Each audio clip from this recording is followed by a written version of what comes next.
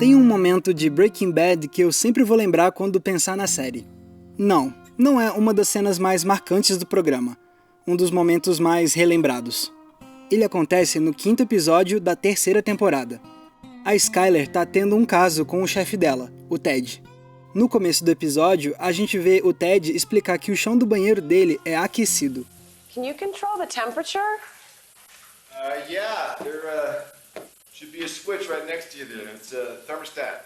This has got to be the most amazing invention ever. Mais tarde, no mesmo episódio, a gente vê a Skyler de novo no banheiro do Ted, em outro dia.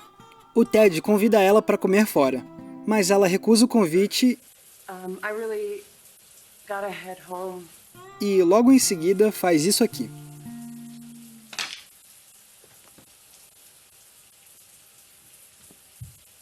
Na hora em que eu vi essa cena, eu pausei. Por que ela fez isso? Qual o significado desse gesto? E aí eu me toquei. Acontece que nesse episódio, a gente percebe que a Skyler está começando a ter dúvidas sobre o caso dela com o Ted. Ela começa a questionar se isso é realmente uma boa ideia. E em inglês, eles têm uma expressão para quando você desiste de algo. To get cold feet. Algo como ficar com os pés frios em português. E como é que o seriado começa a indicar pra gente que a Skyler tá questionando o caso dela com o Ted? Literalmente esfriando os pés dela, quando ela tira eles do chão aquecido. Isso é um detalhe muito sutil e que provavelmente pouca gente vai se lembrar. Mas ele é incrível. Nesse episódio, a série nos indica uma transformação interna da personagem usando apenas o cenário. Lembrar dessa cena me deixou pensando muito nesse aspecto da arte cinematográfica. A cenografia. Por isso, hoje a gente vai analisar as diferentes maneiras como os cenários ajudam a contar histórias. Nem sempre quando a gente vai ver um filme ou uma série, a gente se atenta muito ao cenário. Boa parte das vezes, a gente está acostumado a enxergar o cenário apenas como um pano de fundo para as ações dos personagens. Mas pensar desse jeito o tempo todo é esquecer o potencial narrativo da cenografia. Entre as funções dos cenários, tem algumas que são um pouco mais óbvias. Em primeiro lugar, eles nos situam no espaço, é claro, e no tempo.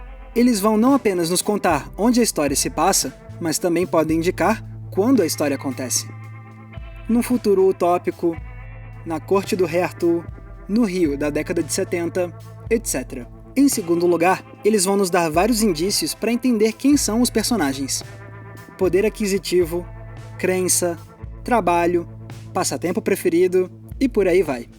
Mas beleza, esses são os aspectos mais evidentes. O legal é que, quando planejado de forma inteligente, o cenário pode alcançar outros níveis de envolvimento com a história. Por exemplo, além de nos situar no espaço e no tempo, a cenografia pode ajudar a transmitir um sentimento ou um estado psicológico importante para o filme. É o que a gente vê no clássico O Gabinete do Dr. Caligari, de 1920. Esse filme é, provavelmente, a obra mais conhecida do expressionismo alemão, e ele vai usar os cenários com grande atenção artística. As ruas, casas e demais lugares são compostos por linhas tortas, contorcidas e altas, para transmitir o sentimento de inquietude e angústia dos personagens. Algo similar pode ser visto também em comédias. A gente vê isso, por exemplo, na trilogia Corra que a Polícia Vem Aí. Ela é característica por ter um humor absurdo, repleto de coisas impossíveis. Então, como trabalhar a cenografia para que ela ajude a transmitir esse absurdismo? Bom, eu lembro dessa cena aqui do segundo filme da série. Nela, o protagonista vai investigar um escritório que sofreu uma explosão. As pessoas estão levando os corpos e a gente vê aquelas marcas tradicionais no chão, que mostram onde estava o cadáver de uma vítima. Só que, à medida em que a cena avança, você vai reparar que as marcações vão ficando cada vez mais ridículas. Então beleza, esses exemplos ainda são bastante perceptíveis. Mas às vezes, a conexão entre o cenário e o filme é ainda mais profunda, chegando a níveis mais abstratos. Afinal, é comum filmes usarem a cenografia para ajudar a transmitir de uma maneira mais sutil uma mensagem ou uma metáfora. Olha essa cena aqui de O Iluminado, por exemplo. Drellin, are you scared of this place? No. Scared of nothing here. Reparou em algo interessante? Aqui a gente vê que as facas estão posicionadas logo acima da cabeça do Danny. E sabendo que o Kubrick era um perfeccionista super atento a detalhes, é claro que esses objetos não estão aí à toa. Posicionar as facas acima de Danny é um jeito de simbolizar o perigo que paira em volta dele, a ameaça. E também já é uma prévia de que esse vai ser, ainda por cima, um objeto essencial para a trama mais pra frente. Outro exemplo relembrado por estudiosos é o de Psicose, de Alfred Hitchcock. O filme é repleto de simbolismo usando a figura dos pássaros. Vamos dar uma olhada nessa cena aqui. Nela, primeiro o Norman se mostra uma pessoa mais dócil, que é a fachada que ele mantém. E nessa hora, a gente vê um pássaro empalhado ao lado dele, em posição tranquila. Dócil também. Só que depois o Norman começa a falar de maneira mais intensa e já dá sinais pra gente da agressividade dele. Sometimes, when she talks to me like that, I feel I'd like to go up there and curse her and leave her forever. E se você reparar aqui no fundo, agora a gente vê um pássaro empalhado em posição de ataque, agressivo e assustador, refletindo essa faceta sombria do Norman. E mais pra frente, quando ele vai espiar a Marion tomando banho, a gente vê que ele para por um momento e reflete. Repara nesse enquadramento. Ele vai colocar o Norman exatamente entre um pássaro em repouso e um pássaro agressivo. Ou seja, o Norman, nesse momento, pondera qual das duas facetas da personalidade dele vai tomar conta agora. A do rapaz dócil ou a do predador agressivo.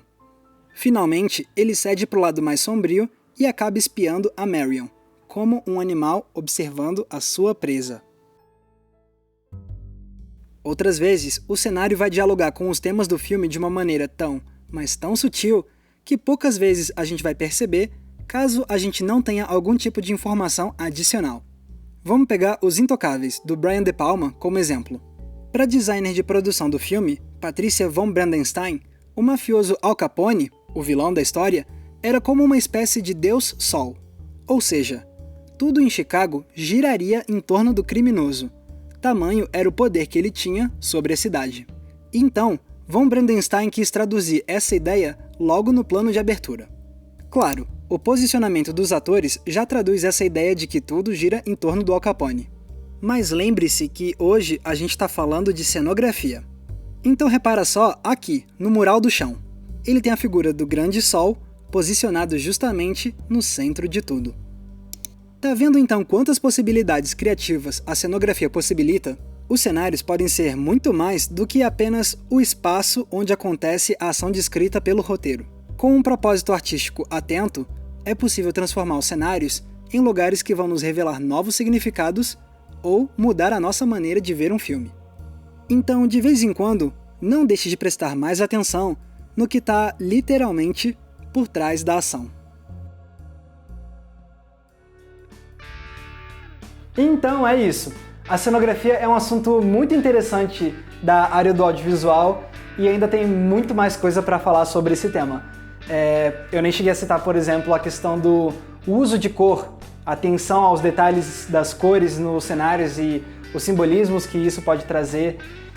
Então pode apostar que no futuro eu vou fazer mais episódios ainda sobre cenografia. Lembrando que se você quiser conferir as fontes que eu usei para escrever o episódio de hoje, é só dar uma olhada aqui embaixo na descrição do vídeo. Agora eu quero ver o que vocês têm a dizer. O que vocês acharam de explorar mais ainda as diferentes possibilidades criativas da cenografia?